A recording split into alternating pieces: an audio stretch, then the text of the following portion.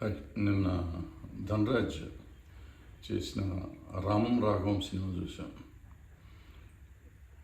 ఓ మంచి సినిమా అంటే నేను చాలా కొన్ని వేల సినిమాలు చూసుంటాను, అన్ని భాషల్లోనూ చాలా సినిమాలు చూశాను.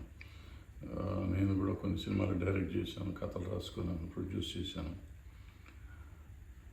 ఎన్ని సినిమాలు చూసినా కానీ నాకు ఇలా కూడా ఆలోచించవచ్చు అని అయితే ఎప్పుడు అనిపించలేదు. చాలా సినిమాలు ఒక రకరకాల కథలు ఉంటాయి. మనం మామూలుగా చెప్పే కథలు 9 టైప్ ఆఫ్ కథలు ఉన్నాయి అంటారు కదా. అలాంటి కథల నుంచి కూడా బయటికి వెళ్ళిపోయి ఒక కొత్త కథలు తయారు చేశాడు. బట్ ఈ టైప్ ఆఫ్ ఆలోచనే మనకు రాలేదు. ఇది ఒక ఫ్యామిలీ సినిమా అని ఒక థ్రిల్లర్ లాగా చేశాడు, అద్భుతంగా చేశాడు. సెంటిమెంట్ పెట్టాడు, థ్రిల్ చేశాడు. ఫస్ట్ టైం డైరెక్షన్ చేస్తూ ఫస్ట్ టైం సముద్రకని గారితో చేసినది అద్భుతంగా ఉంది సినిమా.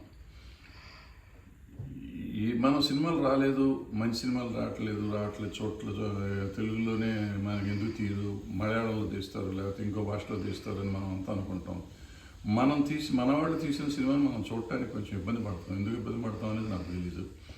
సో నిన్న అనుకోకుండా చూడటం జరిగింది ఈ సినిమా.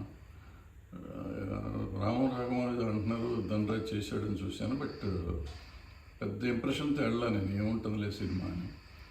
ఎందుకంటే ధనరాజ్ హీరోగా చేయటం ఎంతవరకు ఉంటుంది అనేది నా ఫీలింగ్ ఉండేది సినిమాకి వెళ్ళే ముందు. బట్ వెళ్ళి వచ్చిన తర్వాత నిజంగా సినిమాకి న్యాయం చేశాడు. అండ్ అసలు కొత్తగా ఆ ప్రజెంటేషన్ ఆలోచన విధానం, అసలు అతనికి ఆలోచన ఎలా వచ్చిందో, ఆ కథ ఎలా పుట్టిందో నాకు తెలియదు, కానీ అద్భుతంగా ఉంది. పర్టికులర్గా ఒక చోటైతే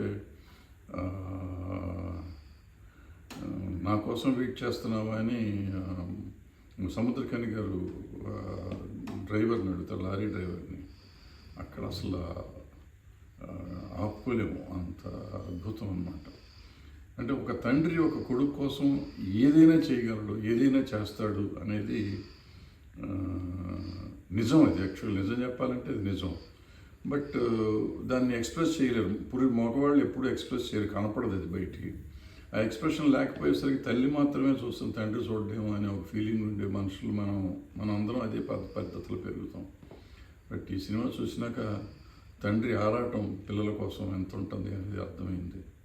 అద్భుతంగా తీశాడు ధనరాజ్. అందరూ తప్పకుండా చూడాలి, థియేటర్లో చూడండి ప్లీజ్. Thank you.